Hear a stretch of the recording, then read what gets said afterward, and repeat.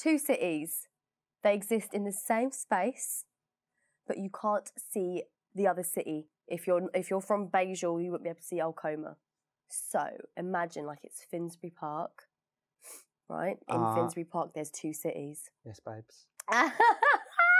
So if you're on one part of Finsbury Park, you wouldn't be able to see the other part because of the laws. It's not as if I cannot see you. It's I'm not allowed to see you. And then within this world is this dead body that turns up, and there's two police people, and they're trying to figure it out. What do you make of the sort of the parallels that you can draw from this? In a weird way, it is like we do kind of, even down to I don't know who else lives in my block of flats. Sure. Don't know them. I don't know what happens behind closed doors. There's so much we don't see, and our lives do revolve around us in a weird way. Is that what kind of excited you about the project, and why you're sort of so thrilled for it now is what the audience will make of it, what they will take from the messages? Yeah, because I feel like everyone perceives stuff differently, and I'm really intrigued to see the different opinions and people and different perceptions of the show, because it is. I mean, you can see the show and you can get from it what you want from it, and that's exciting. Reading it for me, I loved the world in which it was set.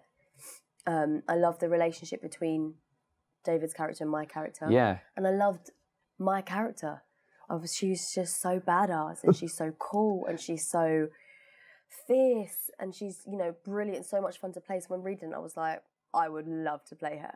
I mean, she does absolutely. I think the first time I meet her, it's within seconds. She's already laying down the kind of strength of character that she has. Mm-hmm. So, I mean, she does have a vocabulary like Gordon Ramsay getting his fingers trapped in a door. In a door. Yeah. She says it's about making it in a man's world, isn't it? She did, yeah. She said it's a man's world, Chief. Yeah, she does, and she is very. I mean, when I was playing her, I did feel like I was kind of a female being a bit of a tomboy, you know, like a lad stag, like, you know, that kind of, all right, mate, yeah, how you doing? Stand my ground, you can't mess with me. And I think she has that a lot with him, because if you see everyone around him, apart from her, walks on eggshells. They're very like, you know, they're very, whereas she's like, whatever, mate. You either like me, don't like me, whatever. I'm just going to be me and who I am. Yeah, she does have a real attitude. Yeah, she does. And that's not a pejorative. Don't mean that in a pejorative way. She has an attitude. Yeah, she does. Where authority doesn't necessarily mean subservience. No, not at all. And she's kind of, you know, she is herself, and that's that. You like it, you don't like it, really doesn't affect her. It's none of her business if you like it or not. You talk about your relationship, your character's relationship rather with David Morris's character. Yes. How was that partnership for you on screen? Because he's taciturn. Yeah. You are not taciturn. Yeah. I feel like we balance each other out. And I feel like we balance each other out even as us as actors on set as well. Yeah. You know, he says that I'm so unprofessional. I mean, he's RADA trained. And it was really interesting watching him work as well, because I was like, wow, he's so an actor, you know?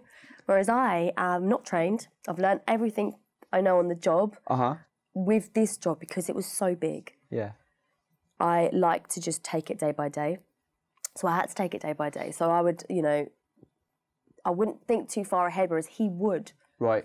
So we balance each other out. So there was times where he needed to get out of his mind, so I'll just be there singing a bit of Beyonce or Kendrick, which he loves, by the way. He loves Beyonce and he loves Kendrick Lamar. Amazing. From that moment, I knew we'd be friends. Or if there were times where he was, you know, in the zone listening to music, I'd be like, oh, right, yeah, I'm going to go sit down and have a little moment. You know, and it worked. It worked because it was brilliant. We could kind of just help each other out without consciously doing it.